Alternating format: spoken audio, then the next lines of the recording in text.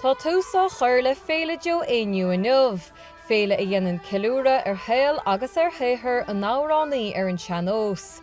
Tá daltaí Scoil Náisiúnta Mhuire i gCarna i ullmhú dus na himeachtaí a bheith ar siúl le lineadar a seachtaine.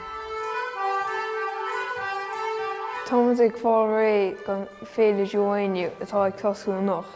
Ag an Féile bheith go leor cardlan, bheith comórtas óránaíocht agus bheith go leor seisiún ceol an freisin. Is málam bheith chuir seachtain na comórtas mar tá cupla bhomháin sam san áil na Condae agus Connacht.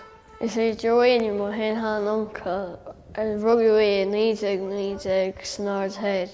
Tá I chuir seachar comórtas óránaíocht Féile Joe Éinniu agus beidh casa Cúisleán tréimhil.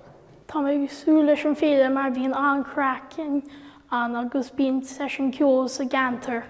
Well, Féile specialty sem bliana go ríide mar tá rá scór blian caiitein uirich na Féile bíon comórtas an gasarain, comórtas na níoga.